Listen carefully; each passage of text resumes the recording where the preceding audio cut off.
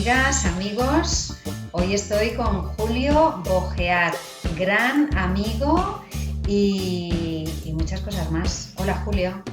Hola, Gemma. Muchas gracias de nuevo por invitarme a tu super programa. Qué bien. Hoy vamos a hablar de dime cuánto sufres y te diré cuánto ego tienes. Vamos a hablar de sufrimiento, de ego, pero primero, para los que no le conocéis, os quiero presentar un poquito a Julio. Julio es psicólogo clínico, es experto en Gestalt y en hipnosis ericksoniana, entre otras cosas, y un tremendo experto y facilitador de cursos de Eneagrama. Eso por un lado. Y por otro lado, desde hace 4 años, Julio. Sí, bueno, empezamos este año en septiembre ya la 5ª edición. Pues eso. ¿De qué formas parte? Eso. Empezamos en septiembre la 5ª edición de un máster que él soñó y que consiguió hacer realidad, que es el máster Consciencia y Ser, auspiciado por la Fundación para el Desarrollo de la Consciencia. Un proyecto precioso y además es que os invito a que veáis la web porque Julio lo soñó como ese curso que él hubiera deseado para ayudarle a subir el nivel de consciencia y fue capaz de llevarlo a la práctica. Fui capaz de llevarlo a la práctica, como dices, pues gracias a un equipo que respaldó todo esto entre donde te encuentras, ¿no? Allí estás apoyando desde la primera edición y bueno, lo único que puedo dar son las gracias por haber construido todo esto con un equipo de personas maravillosas y seguir adelante, ¿no? Ojalá la vida quiera que sigamos adelante con ese proyecto que tanto disfrutamos los que formamos parte de él. Muchísimas gracias, Julio. Pues hoy vamos a hablar de ese gran amigo, del ego. Ese viejo amigo con el que unos se llevan muy mal, otros no saben ni que existe y otros empezamos a mirarlo con unos ojos, no sé, como de una cierta, casi amistad, porque a veces es casi mejor llevarse un poco bien con él que rechazarlo, ¿no? Por eso de que todo lo que rechazamos parece que se nos hace más grande. Si empezáramos por el principio, Julio, ¿cómo definirías tú el ego? Bueno, esta es la gran pregunta, ¿no? Porque no es fácil definirlo, pero yo creo que la mejor forma de darle forma es entender que el ego es un conjunto de creencias, un conjunto de recursos que instalamos a lo largo de toda nuestra experiencia de vida, que lo vamos instalando sobre todo en los primeros años, con un propósito de adaptación a esta vida a la que consideramos hostil, ¿no? En un principio, el bebé, bueno, pues está en esa fusión con la madre, ¿no? Es dotado de todos los alimentos, una temperatura adecuada, un amor, ¿no? Por lo general, que está ahí, en ese líquido amniótico, lo está viendo a través del preverbal, a través de la madre, a través de todos los familiares, pero llega un momento en donde la vida ya te llama, la vida, en este 3D, te llama y llega un momento en donde bueno, pues este bebito comienza a interactuar con un medio ambiente al que se va a tener que adaptar, ¿no? Y en esa adaptación pues pueden haber recursos que pueden afianzar de una manera muy positiva toda esta adaptación y en otras ocasiones, bueno, pues esta adaptación no es la mejor. ¿Y cómo sabemos cuándo es buena y cuándo es menos buena? Pues al final por los resultados, ¿no? Nos damos cuenta, por lo tanto, de que el ego es un constructo de maneras de pensar, maneras de sentir, maneras de actuar en pos de una llegada al mundo lo más positiva posible, porque lo que aparece cuando uno baja a tierra es un nivel de angustia tremendo que hay que manejar a través de diferentes, bueno, pues recursos o mecanismos que te puedan ayudar, ¿no? Estos mecanismos de defensa de los que hablamos los psicólogos, pues no son otra cosa que esos intercambios que hacemos con el medio ambiente en un intento de bajar esos niveles de ansiedad, porque aparecemos en una experiencia vital que no es otra cosa que un proceso de aprendizaje hacia el amor, ¿no? Es un proceso de recuerdo del amor, de allí donde venimos y allí donde vamos, ¿no? Entonces el ego podría ser eso, ¿no? Este compendio de habilidades que vamos incorporando para poder llevarnos bien con el mundo, ¿no? Muchas veces no nos damos cuenta de que esto ha caducado, se han quedado obsoletas todas las estrategias que queríamos utilizar en nombre del amor para poder estar conectados a mamá y a papá en primera instancia.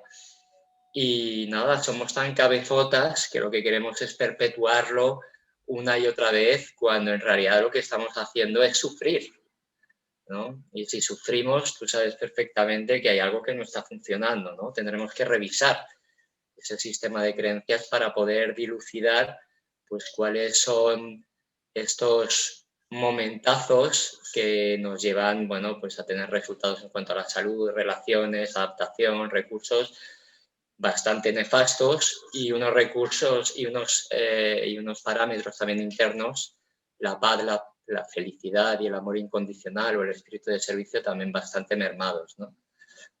Yo creo Así que es. más o menos te he hecho un resumen, tú también eres una experta en todo esto, pero yo creo que la gente lo puede entender así, ¿no?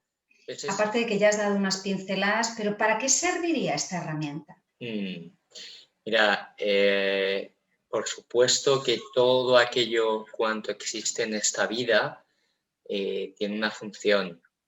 Yo no sé tú, pero a mí me quitaron las vegetaciones, me quitaron las anginas, bueno, me han quitado muchas cosas a lo largo de mi vida, porque la gente entendía que no servía para nada, ¿no? Hasta que después se descubrió que todo esto tenía una función inmunológica bastante potente, ¿no?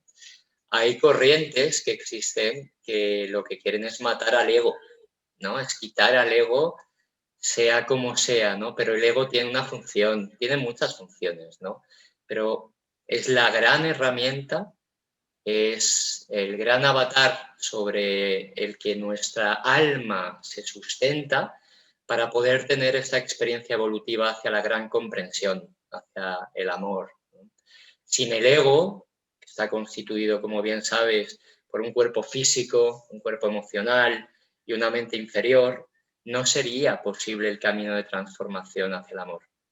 El ego, por lo tanto, se convierte en ese sustrato biológico, emocional y cognitivo a través del cual vamos a poder ir caminando para ir recordando e ir llenando ese archivo de conciencia o ese acceso hacia todo lo que tiene que ver con el propósito que nos trae aquí, ¿no? Que es el recordar que somos seres espirituales teniendo una experiencia de vida humana, ¿no? Y no al revés. Entonces, la función del ego es tremendamente importante. Siempre lo digo en todos los cursos, en todas las charlas. El ego tiene la gran virtud de poder convertirse en nuestro gran aliado o en nuestro gran enemigo, ¿no? Y va a depender en gran medida de nuestra actitud.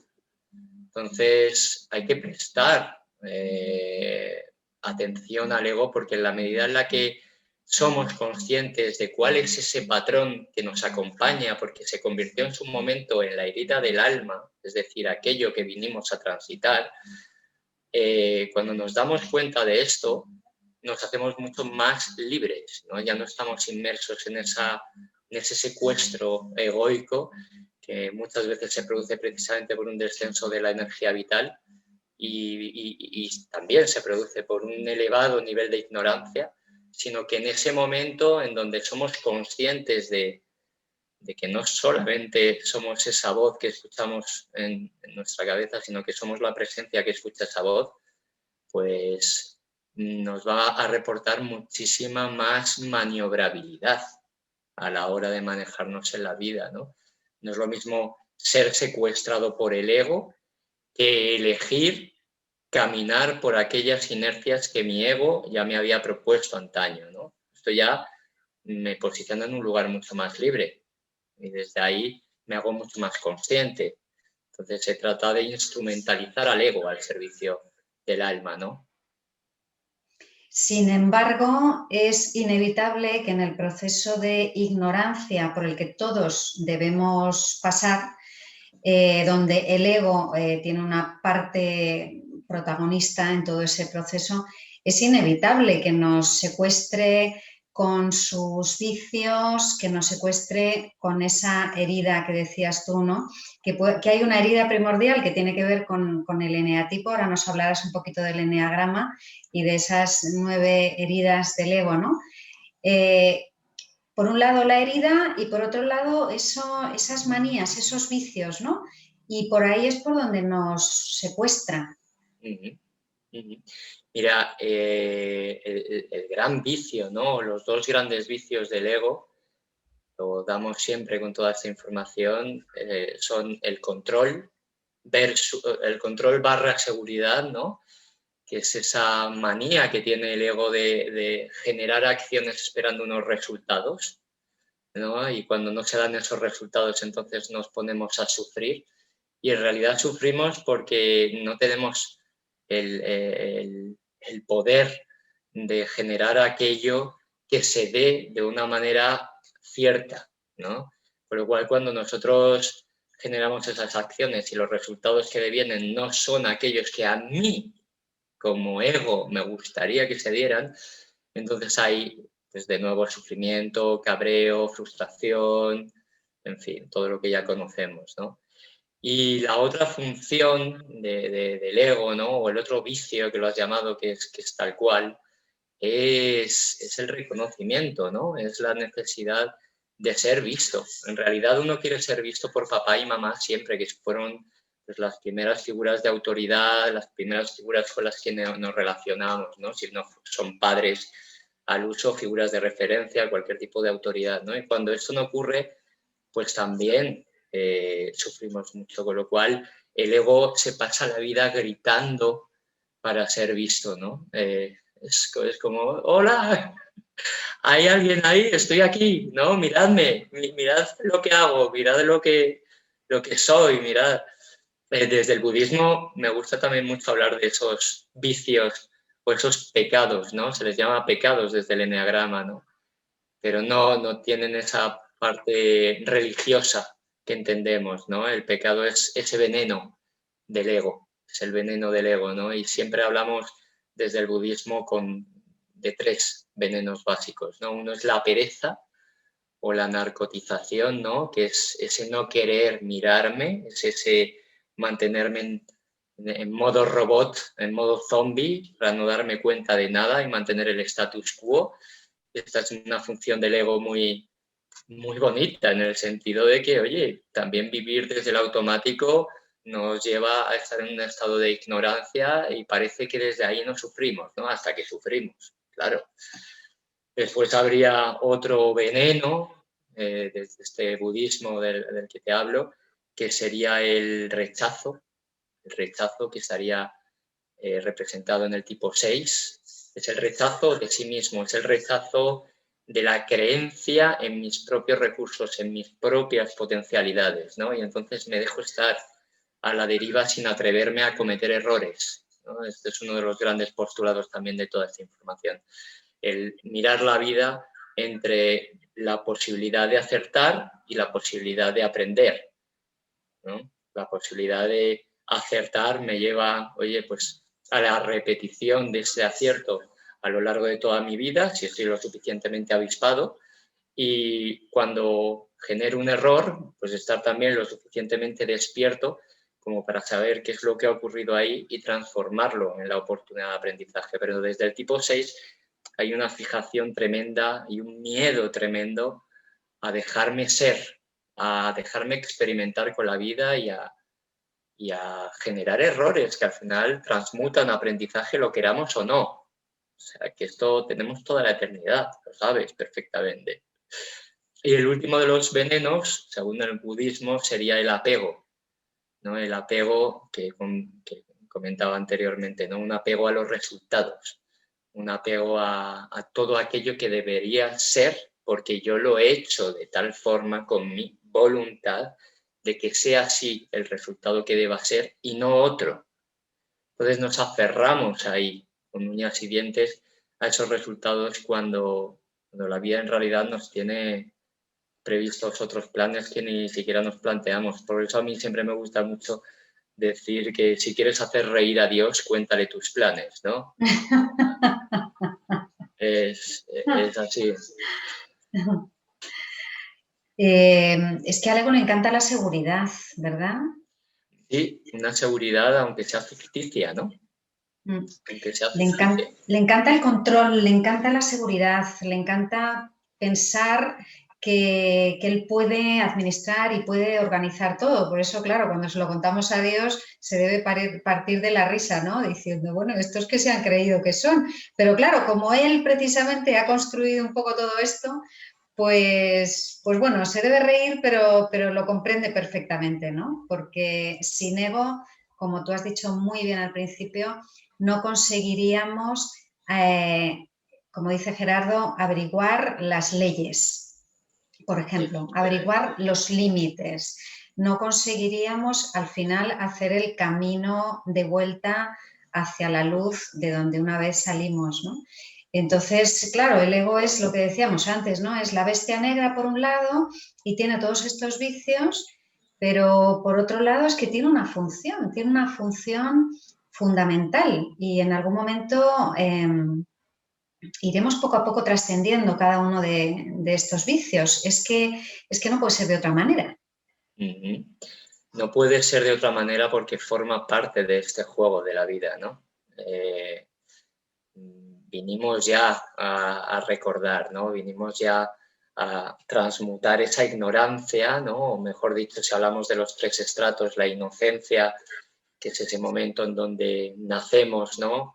Con toda esa pureza, se va a ir contaminando sabiamente a través de una serie de creencias que van a ir impostándose para acompañarnos a lo largo de nuestra vida y luego ir desaprendiéndolo para ir conociendo precisamente las reglas de todo esto que las conocemos a través de estas leyes universales, ¿no? Que comentabas.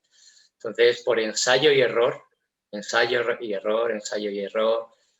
o acierto y error, pues vamos a ir descubriendo esa verdad, ese mundo de ilusión aposentado a través de este avatar al que llamamos ego se va a ir cayendo y en esa caída vamos a ir transmutando hacia la luz, ¿no? Hacia una sabiduría mucho más sostenida, ¿no? Siempre me gusta decir lo mismo, ¿no? En muchas ocasiones Aristóteles ya decía que la única manera de deshacer un nudo es sabiendo cómo está hecho. Entonces no nos queda otra que conocer a nuestro ego, generar procesos de autoconocimiento profundos para saber de qué manera nuestro ego se va a ir entrelazando con nosotros a un nivel muy biológico, muy celular, contándonos historias hacia una supuesta verdad que muchas veces no son ciertas, ¿no? No son ciertas, y no son ciertas por lo que decía antes, porque existen resultados de sufrimiento, ¿no? Pero bueno, ahí estamos, en el camino, ¿no? El ego a nivel cognitivo genera entre 60 y 70.000 pensamientos diarios. O sea, imaginad, ¿no? Imaginad, 60, 70.000 pensamientos, el 95% de todos estos pensamientos son exactamente los mismos que el día anterior. Y ese 5% es novedad. Repetitivos. Claro. Con lo cual, todo nuestro cuerpo, a nivel celular, a nivel organísmico, se va a ir prensando desde ese lugar en donde pienso, entonces siento. Desde ese lugar en donde siento, voy a tomar las mismas decisiones. Desde ese lugar donde tomo las mismas decisiones, voy a tener los mismos resultados y, por lo tanto, las mismas experiencias. Y esas experiencias me van a llevar de nuevo a pensar de la misma forma, una y otra vez. Y yo puedo estar sufriendo, pero como decía antes, el ego es tan cabezota que prefiere mantener el status quo antes que cambiar muchas veces, ¿no? Entonces, por eso hablamos de ese umbral de sufrimiento de donde ya se te tira el suelo y entramos en toda esta información, ¿no? Para aquellas personas que ya no necesitan sufrir más. Qué bonita frase de Gerardo Smedley. Para conocer el ego, muchos de nosotros hemos encontrado en el eneagrama una gran guía, y tú de esto eres un maestro. De hecho, antes has apuntado algún número del eneagrama que quien no sepa de qué va dirá, ¿y qué dice de un 6? ¿Nos cuentas un poquito qué tiene que ver el eneagrama con el ego? Sí. Bueno, el eneagrama realmente es un mapa que señala el tipo de ego que tú tienes. No es posible conocer al ego si uno no sabe, como decía anteriormente, esos entresijos, esos patrones que se van a ir dando a lo largo de toda mi vida una y otra vez, hasta que yo me haga consciente, me posicione como observador, lo mire y decida hacer o no lo mismo de antes, ¿no? Y pensar o no como antes, y sentir o no como antes, etc. etc. El mapa del eneagrama es bueno, te voy a contar, ¿no? Es un mapa maravilloso que da luz a este avatar que tú elegiste, álmicamente hablando, para poder transitar desde este proceso de inocencia, ignorancia, hacia la sabiduría o el amor, ¿no? El eneagrama viene del griego, enea significa 9, grama significa dibujo, con lo cual vendría a ser una figura de 9 puntos, ¿no? Tengo aquí, de hecho, me he cogido una diapositiva, si quieres la pongo, no sé si puedo compartir pantalla, Sí, para que claro, la así gente lo puedo. pueda visionar un poquito mejor. Ya podés. ¿Sí? Sí.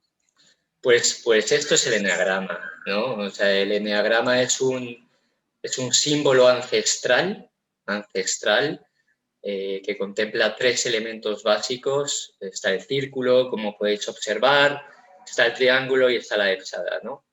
El círculo habla simbólicamente de todo aquello que tiene que ver con la verdad. La verdad es una, es inamovible, es eterna además en ese eterno uno sin segundo, ¿no? Que siempre comentamos. Después estaría el triángulo, este triángulo que habla de la ley del 3, la ley del 3 entendida por el hecho de que no existe lo dual realmente, no existe lo positivo, lo negativo, no existe lo femenino o lo masculino, sino que desde el eneagrama se propone un camino hacia la tercera fuerza, ¿no? Hacia ese lugar en donde nada es blanco ni negro, sino que simplemente es. Nada es femenino o masculino, sino que simplemente es. Nada es un electrón con carga negativa o un protón con carga positiva, sino que existe esa tercera fuerza, la que llamaríamos el neutrón, ¿no? Y por lo tanto habla precisamente de todo el camino de la espiritualidad. En la filosofía Advaita ya se hablaba de esto, ¿no? De la no dualidad, ¿no? De abrazar al ser, aquello que no tiene carga positiva ni carga negativa, ¿no? Sino que las cosas acontecen con un propósito evolutivo hacia el amor, ¿no? Y por último estaría la éxada, ¿vale? Esta éxada, que hablaría de la ley del 7, y la ley del 7 contempla de una manera muy básica que lo único que no cambia en esta vida es el cambio. Todo está en perpetuo movimiento, todo es dinámico, y el ser humano, por supuesto, que también. Entonces, bueno, pues dice la leyenda que esto tiene una cantidad de años tremendos, hablan incluso de 2500 años atrás. Dicen que el propio Pitágoras fue uno de los responsables de la configuración de este sistema precioso. Se utilizó antaño para crecer personalmente y espiritualmente, pero con el tiempo se ha ido psicologizando. Muchos de los padres del eneagrama pues tienen que ver con el cuarto camino, con Gurdjieff, después también Oscar Ichazo, Claudio Naranjo y otros tantos, ¿no? Y bueno, yo he tenido la suerte pues de beber de ellos, ¿no? A muchos niveles. He tenido de verdad la fortuna de poder leer mucho, de poder viajar para ir incorporando esa herramienta. Y desde la psicología, que es lo que a mí me mueve, aparte de la espiritualidad, por supuesto, pues podemos entender que el eneagrama se desdibuja pues se desglosa en 9 tipos básicos de personalidad. Digo básicos porque todo eso, si tú lo sabes muy bien, Gemma, se va multiplicando exponencialmente, ¿no? En 27 porque tienen los instintos, después en 56, bueno, al final son 108 combinaciones con sus niveles de conciencia. Es una barbaridad, ¿no? Lo que propone el eneagrama. Sea como sea, si vamos desde fuera hacia adentro, entendemos que existen 3 tipos que se mueven desde una inteligencia corporal, y por eso se le llaman viscerales. A este nivel corresponderían los tipos 8, 9 y 1. Son tipos que se mueven desde el cerebro reptiliano, básicamente. Esto no significa que tengan que no tengan los otros 2 cerebros, el límbico y el neocortical, pero se mueven desde ahí. Estaría el tipo 8 con ese esfuerzo básico por ser poderoso, el tipo 9 por ese esfuerzo por estar tranquilo y el tipo 1 esforzándose siempre por ser perfectos. Me podría enrollar aquí mucho, lo sabes muy bien, pero yo creo que quería dar el pantallazo para que la gente, oye, se llevara una idea fácil, ¿no? De lo que es, ¿no? Después estarían los tipos 2, 3 y 4, pertenecerían ya al cerebro límbico o emocional, y tendríamos al tipo 2 que se esfuerza por estar relacionado o conectado, el tipo 3 que se esfuerza por destacar, por brillar, y el tipo 4 que se esfuerza por ser único y especial, ¿no?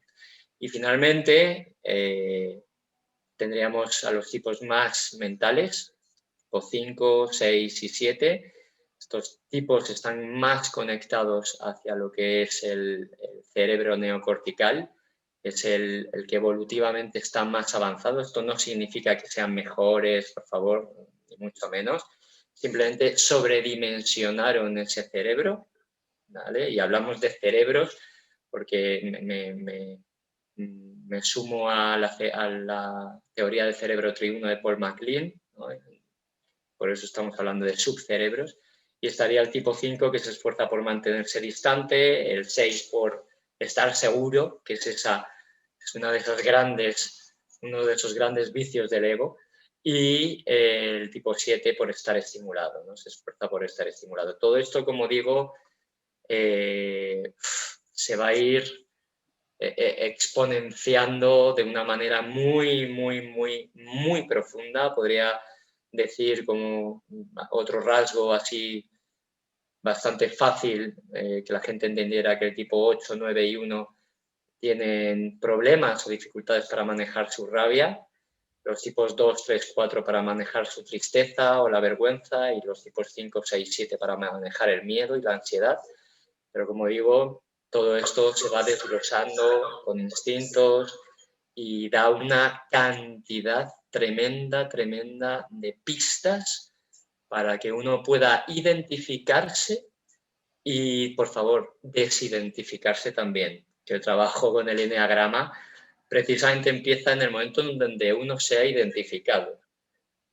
Tú lo viviste pero totalmente en aquel último retiro que hicimos antes del COVID famoso, donde para mí es fundamental trabajar con la dimensión espiritual del eneagrama, es decir, qué regalo o qué don tiene cada uno de estos eneatipos para ofrecer al mundo desde la luz, ¿no? Desde un elevado nivel de conciencia. Aquí entraríamos ya en virtudes e ideas santas, no nos vamos a enrollar por aquí, pero bueno, sí quiero que la gente sepa esto, ¿no? Que no es únicamente un modelo de observación de mi ego, sino que es una propuesta hacia abrazar la esencia que existe detrás de ese ego, ¿no? Desde siempre.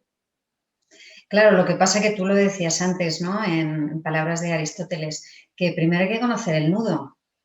Hay que conocer cómo está hecho el nudo. Tengo que conocer por qué me pasa en la vida lo que me pasa o por qué sufro, y volvemos al dime cuánto sufres y te diré cuánto ego tienes. ¿Por qué sufro tanto en las relaciones? ¿Por qué me da tanto miedo, no sé, sacar la cara por mí o poner límites? O Claro, Es decir, cada uno tenemos nuestros nudos que nos hacen sufrir, ¿no? Porque aquí en la pantalla este esfuerzo se esfuerza por ser perfecto. Cuanto más se esfuerza, más aprieta el nudo del sufrimiento y más se desequilibra y más sufre, que esa es la cosa. totalmente, totalmente. Cuando hablamos de esfuerzos, realmente son esfuerzos neuróticos. Es decir, son esfuerzos desde nuestro ego para poder alcanzar aquello que debo tener en mi vida y dejar de sufrir. Pero lo paradójico es que ocurre justo lo contrario. Entonces, el tipo 8, que se esfuerza, por ejemplo, por ser poderoso y oprime al otro para entender que tiene el poder en bajos niveles de conciencia, ¿no? Un nivel de conciencia no mucho elevado es un Martin Luther King, es un líder brutal, ¿no? Pero uno se tiene que dar cuenta de que precisamente para poder transmutar estos esfuerzos, que la vida realmente vivida desde la esencia no está basado en el esfuerzo, una vez que yo me doy cuenta de todos los esfuerzos que yo genero para poder cumplir esa necesidad neurótica que en teoría me acerca al amor, cuando yo me doy cuenta de esto, cuando lo veo desde fuera como un observador y cuando decido ir por otro camino al que llamamos en muchas ocasiones contratipo o contraeneatipo, lo que ha sido mi inercia a lo largo de toda mi vida, cuando hago ese movimiento uno se da cuenta de que puede abrazar al eneagrama entero y vivir desde el presente. Si el gran problema es que el ego se instaló con un propósito de amor, el propósito, por supuesto, que es de transmutación de la ignorancia a la sabiduría, pero muchas veces lo que ocurre es que seguimos generando niveles de sufrimiento tremendos. Entonces, el título de esta conferencia, dime cuánto sufres y te diré cuánto ego tienes, o te lo dirás tú, va precisamente en este sentido, ¿no? Cuando yo me esfuerzo por estar tranquilo, que en teoría parece que este tipo de personalidad no tiene mucho ego, pero existe el ego por defecto también, es decir, no está el ego como conocemos todos, ¿no? El egocéntrico que quiere ser visto a toda costa, ¿no? Sino que este tipo de ego lo que quiere es pasar desapercibido para evitar el conflicto, para estar tranquilo. Cuando se esfuerza por esto, cuando la vida lo que le está pidiendo es mostrarse al mundo, está perdiendo una oportunidad tremenda de aprendizaje, ¿no? Entonces, lo único que podemos hacer o una de las cosas que podemos hacer es aliarnos con nuestra estrategia de esfuerzo precisamente para transmutarla. No se trata, por lo tanto, de conflictuar con mi estrategia. Es decir, a un tipo 8, ¿no? Un tipo 1, un tipo 2, me da igual, el que sea, cuando hablamos de esforzarse por ser poderoso, el tipo 8 tiene que entender que será mucho más poderoso en el momento en donde abra su corazón. El tipo 9 tiene que entender que va a estar mucho más tranquilo y va a evitar muchos más conflictos en la medida en la que se haga cargo de sí mismo, de sus necesidades, de lo que necesita y no necesita, y comience a poner límites, que decías antes tú. El tipo 1, en vez de esforzarse por ser perfecto, cuando entiende que la perfección reside precisamente en la imperfección, uno comienza a ser mucho más perfecto. El tipo 2, cuando se esfuerza por estar relacionado, conectado, por cubrir las necesidades de los demás, y cuando hace justo el ejercicio contrario, recogiendo cuáles son sus propias necesidades, de tal manera que ya no necesita generar dependencias fuera, se moverá desde un altruismo genuino y no intentando que los demás entren en esa tela de araña, ¿no? En donde sean necesitados por él o por ella. En el tipo 3, lo mismo, se va a dar cuenta de que lejos de esforzarse por destacar, cuando juega en equipo, va a ser mucho más brillante, se le va a ver mucho más con el equipo. En el tipo 4 lo mismo también, ¿no? Se esfuerza por ser único y especial. Y en ese esfuerzo por ser único y especial, muchas veces caen precisamente lo contrario, que es lo vulgar. Pero cuando el tipo 4 entiende que ya es especial por el hecho de existir, por el hecho de ser otra criatura del universo, de Dios, del absoluto, de la fuente, como quieras, deja de hacer ese esfuerzo y brota de manera fácil toda esa originalidad que lleva inmersa dentro de ti, de sí, ¿no? Como derecho propio ya. En el tipo 5 lo mismo, se esfuerza por mantenerse distante, desapegado, pero sin embargo cuando se mantiene desapegado sufre mucho, porque lo que quiere en realidad es interactuar con el mundo, y cuando comienza a interactuar con el mundo y comienza a moverse ofreciendo todo aquello que ha ido descubriendo a lo largo de toda su vida, es cuando realmente puede descansar. El tipo 6, que se esfuerza tantísimo por estar seguro, porque las cosas no se muevan, por mantener ese status quo, se da cuenta de que la verdadera seguridad está cuando uno se rinde a la inseguridad, porque la vida ya es incierta en sí misma.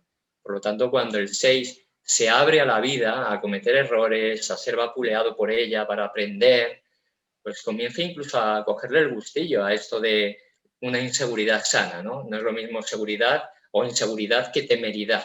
No es lo mismo, ¿no? Pero bueno, se va discerniendo. Y con el tipo 7 ocurre lo mismo. Se esfuerzan por estar estimulados. Estos lo que quieren es comerse todos los platos de la vida, ¿no? Sin profundizar en ellos, porque si profundizan es probable que se estén perdiendo el resto. Y esto es algo que el tipo 7 desde la neurosis, desde la ignorancia, no puede permitirse. Pero cuando se da cuenta de que cuando se queda comiendo el pastel hasta la última brizna, ya la gula deja de presionar, ¿no? Ya puede quedarse tranquilo, ya puede quedarse en paz. Ahí no necesita tanta hiperestimulación, tanto movimiento para sentirse vivo, ¿no? Entonces, para cada una de las estrategias existe, por supuesto, un antídoto, ¿no? Un antídoto frente al sufrimiento. Y el sufrimiento deviene de lo que hablábamos antes, ¿no? De ese esfuerzo por conseguir el amor con una de estas estrategias que el eneagrama propone, ¿no? Cuando yo suelto esa estrategia neurótica y me rindo a lo que la vida trae, de manera natural voy a ofrecer al mundo aquello de lo que he sido dotado, que es esa parte de luz que tengo que descubrir en ese transitar dentro del camino del eneagrama, ¿no? Y esto es precioso. Tan bonito, me estaría horas hablando de esto. Es muy gracioso cuando uno descubre cuál es su eneagrama, cómo sale el ego al encuentro y es como, ¡ah! Ya sé cuál soy, el mío mola más que los demás, ¿no? Una idea muy egoica de compararnos con los demás y, es que somos del mismo grupo, ¿no? Estamos en los mentales o somos de esas cosas que hace el ego siempre buscando la separación de los demás, ¿no? Y al final ninguno es mejor que otro. Y en el fondo todos son complementarios en este gran puzzle que llamamos humanidad, porque como dices tú, cada uno de ellos tiene una forma de desequilibrarse, pero cada uno de ellos tiene un tesoro, algo que puede aportar a sí mismo, pero a la comunidad también. Totalmente. Y aquí es donde radica realmente la riqueza del eneagrama, ¿no? No es esto de entender si soy visceral, mental o emocional, soy mejor, soy peor. Se trata de ver lo que existe detrás. Lo bonito del eneagrama es verificar a través de los paneles, los grupos de paneles que me gusta hacer ahí en los residenciales, que efectivamente existe una línea, existe un patrón que se comparte, ¿no? Con tus congéneres, ¿no? Con tus primos. Esto es lo bonito. Lo bonito también es no quedarse enganchado con esto, porque precisamente en este enganche es donde radica la trampa del ego.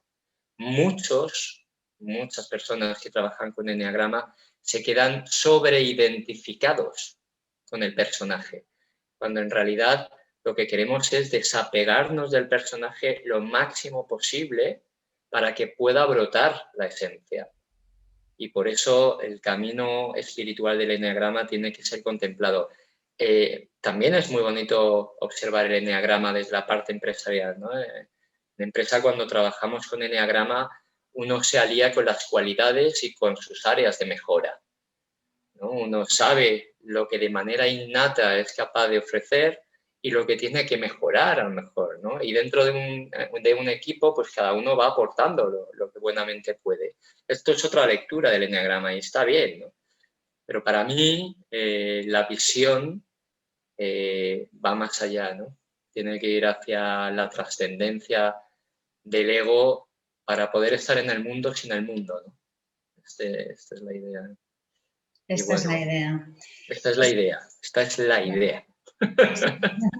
La idea que hay que trabajar. Primero hay que tener la idea, luego hay que tenerla clara y luego hay que ponerse el mono y los guantes y manos a la obra, porque luego está el entrenamiento. Y bueno, de esto va el máster, de poner muchos conceptos en su lugar, de trabajar el ego, cómo funciona el mundo, cómo funciona la mente humana, de trabajar hábitos, de trabajar esa visión unitaria, en fin, se trabajan tantas cosas en el máster, pero luego el tema es aterrizarlas y que cada uno vaya haciendo su entrenamiento. Por eso es que dura un curso escolar de septiembre a junio para que haya tiempo de tener esa parte de conocimiento y esa parte de poner en práctica.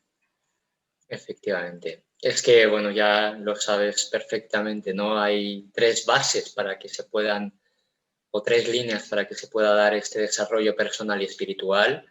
Estamos hablando siempre de una información de verdad, esta información que provoca, que induce hacia el amor. Un entrenamiento de esta información. Si no hay entrenamiento, yo no puedo muscular nada. Puedo tener momentos de inspiración y a lo mejor paso una semana medio iluminado y todo esto está muy bien. Pero realmente el entrenamiento es bajarlo a tierra, es entender que aparecen personas que van a señalar aquellas carencias en ti que tienen que ser trascendidas y es ahí donde empieza el trabajo real, ¿no? Y en última instancia vendría a aparecer también lo que es el correcto manejo de la energía vital de la que tú sabes mucho a través de la alimentación como primera instancia, pero también a través de un correcto dormir, un correcto ejercicio físico y una correcta práctica espiritual, ¿no? Que nos mantenga bien alineados en nuestro cuerpo físico, en nuestro cuerpo emocional y en nuestra mente inferior para que podamos acceder a facultades superiores de conciencia, que de esto se trata. Por eso lo extendemos a lo largo de un año, ¿no? Para que uno pueda tener o pueda incorporar todos esos conceptos cognitivos sesudos, que a lo largo del año pueda entrenarlo y si hubiera alguna duda o cualquier otra cuestión, tener un equipo de profesionales que pueda atender todo esto. Y por supuesto que es importantísimo el manejo de la energía. El manejo de la energía, bueno, pues marca la diferencia entre poder estar en plenitud o en paz interior sostenida a lo largo del tiempo o bajar al inframundo de la ignorancia, ¿no? Y esto yo creo que marca una diferencia tremenda, ¿no? Cualquier maestro, cualquier persona con un nivel de conciencia tremendamente elevado puede caer en las garras de su ego si este tercer movimiento, esta energía, no está cubierta, ¿no? No está manejada. ¿Y cómo baja la energía el ego? Es un drenador de energía. Cuando nos esforzamos por ser perfectos o por tener la razón, cuando nos esforzamos en ser el más bueno a pesar de que ni nos han pedido ayuda y entramos en frustración, cuando nos esforzamos en destacar y en que todo el mundo vea lo estupendos que somos, cuando nos vamos esforzando en todos estos vicios del ego, ¿cómo baja la energía? Totalmente. Es impresionante, o sea... Ahí es donde entra bueno, ahí es donde podemos diferenciar entre dolor versus sufrimiento, ¿no? El dolor sabemos que puede ser físico y emocional, y el sufrimiento también, ¿no? El dolor es inevitable, ya lo decía el Buda y es cierto, pero el sufrimiento es opcional, ¿no? El sufrimiento deviene de un estado mental enfermo, ¿no? Un estado mental al que se le llama la fiebre de la mente, ¿no? El sufrimiento es la fiebre de la mente. Es este afán del ego por perpetuarse una y otra vez, llevando la razón, teniendo el control, etc, etc, etc. Si me sigo acordando del tipo aquel que me pisó el pie, insultándole, señalándole como el culpable de todos mis males, pues entonces entro en sufrimiento, ¿no? Entro en un lugar en donde, bueno, pues lo único que voy a hacer va a ser bajar esa energía vital con todo lo que conlleva, ¿no? Con todo lo que conlleva, que es un retroceso temporal, aunque sea, en mi nivel de conciencia y por lo tanto en mi imperturbabilidad de la paz y de la felicidad. Pero bueno, aquí estamos todos para aprender, ¿no? Hacemos siempre lo que buenamente entendemos que es lo mejor y desde esas tesituras nos vamos relacionando. Así es, así es. Bueno, pues de todo esto y de mucho más va este máster. De cualquier manera, todos los meses hay siempre una conferencia gratuita. Yo os invito a que entréis en la página web y veáis la programación y os lo anotéis en el calendario, porque todos los meses hay algún recurso gratuito y abierto para cualquier persona, que son todos muy valiosos y que estáis todos invitados, por supuesto que sí. Y igual que estáis invitados a indagar un poquito más en quiénes sois, en qué se os traba en la vida, qué cosas os resultan más difíciles, porque ahí es donde está vuestro ego y ahí es donde está el área de trabajo y de mejora. Y todos estamos aquí para mejorar, todos estamos aquí para aprender a ser felices y para aprender a tener paz. Esas son dos de las virtudes que dice Gerardo Smerling que todos venimos con ellas, ¿no? Efectivamente. Venimos con ese derecho propio. De hecho, él siempre lo dice, ¿no? La única vía del ser humano, el único propósito del ser humano es conocer la ley a través del sufrimiento, a través de nuestra ignorancia, para poder ir transmutando hacia la sabiduría y generar en nosotros niveles de paz y felicidad mucho más elevados, ¿no? Siempre contamos como anécdota o bueno, como postulado, ¿no? Que el nivel de conciencia es igual al nivel de felicidad, ¿no? En la medida en la que nosotros crecemos en ese nivel de felicidad, que no es otra cosa que el subproducto de mi propia paz interior, nuestro nivel de conciencia aumenta y cuando aumenta ese nivel de conciencia voy sumándome a ese patrón atractor de muchísimas personas que están ya en este camino y que es imparable, ¿no? Entonces, bueno, pues lo hacemos lo mejor que podemos, ¿no? Con todos los errores que también cometemos, pero tenemos el derecho propio de abrazar esa felicidad, de abrazar esa paz. Julio, un consejito para empezar a llevarnos mejor con nuestro ego, ¿cuál sería? Bueno, mira, siempre que he hablado con Gonzalo Rodríguez Fraile, presidente de la Fundación para el Desarrollo de la Conciencia y artífice en realidad de todo lo que ha ido viniendo después, ¿no? Y él, a su vez, de Gerardo Smerling también, y Gerardo Smerling a través de otros tantos, porque al final vamos en cadena. Hablando con él, siempre sacábamos el mismo tema, ¿no?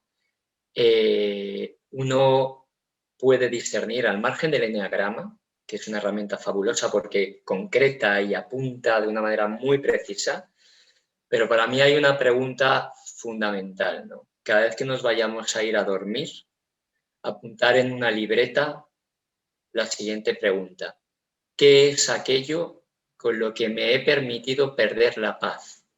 ¿O qué es aquello con lo que hoy he perdido la paz? Yo creo que con esta pregunta tenemos al ego por lo menos en conciencia. Por supuesto, el autoconocimiento. Es decir, si yo puedo discernir cuál es el tipo de ego que elegí en ese contrato, ¿no?, para venir a este 3D, si soy capaz de poder observar cuáles son esos patrones egoicos que se van a dar de manera automática, de manera inercial, voy a poder tener la libertad de elegir algo diferente a lo que he estado haciendo hasta ahora. Con lo cual, este segundo ítem para mí sería fundamental y por eso hay que hacer un movimiento de introspección. Y por último, hablaría de 2 cuestiones más. Generar compasión en cuanto a los errores que yo pueda cometer, porque esa compasión redundará en cuanto a los errores que los demás puedan cometer. Y darle el azucarillo al ego de vez en cuando. ¿Vale? No se trata de matarle por inanición. ¿Vale? Vamos a entender que somos humanos y que, oye, está en nuestro derecho también divinizar al mamífero que también impostamos, que también somos, ¿vale? Así es que si llegamos a ese equilibrio, yo creo que estaremos haciendo un manejo muy saludable del ego. El azucarillo, pero de azúcar integral de caña, por lo menos. Estaba esperando por aquí. Cuando lo he dicho, me ha parecido, he dicho, aquí me parece que este no es el terreno para hablar de azúcares. Es uno de esos 3 grandes venenos blancos, ¿no? El azúcar de cáñamo, nos quedamos con el azúcar de cáñamo. Eso. O cualquier otra, ¿eh? Ahí, bueno, tú sabes, tienes muchísimos recursos, ¿no? Pero ya sabes a qué me refiero. Qué bueno. Pues, Julio, muchísimas gracias. Gracias por habernos hecho un huequecito en tu agenda. Y gracias por compartir, porque es verdad que no es cuestión de saber mucho para uno mismo, ¿no? La sabiduría es para compartirla y yo de verdad que te agradezco un montón que hayas querido compartirla conmigo y con todos los amigos que nos ven. Gemma, para mí ya sabes que siempre es un placer y siempre estoy encantado de venir allí donde me llames y espero que tú hagas lo mismo conmigo, con nosotros, ¿no? Y de verdad, mil gracias por tu espacio, mil gracias por seguir aportando luz, conciencia y nos vemos cuando quieras. Gracias. Y gracias a todos por estar ahí, gracias por seguirnos, gracias por querer ser cada día un poquito mejores y un poquito más sabios. Os invitamos, si todavía no lo habéis hecho, a suscribiros al canal. Ya sabéis que este canal va dirigido al crecimiento interior, para ir reduciendo ese sufrimiento, para ir aumentando los niveles de sabiduría, de paz, de felicidad, de alegría y que seamos faros allá donde nos encontremos. Y para eso son los contenidos que os traemos. Así que estoy encantada de que estéis ahí y espero que sigáis ahí por mucho tiempo. Pues muchísimas gracias, Julio. Te mando un beso, un abrazo gigantesco. Otro enorme. Y otro para todos vosotros. Nos vemos prontito. Muchas gracias. Un abrazo a todos. Chao.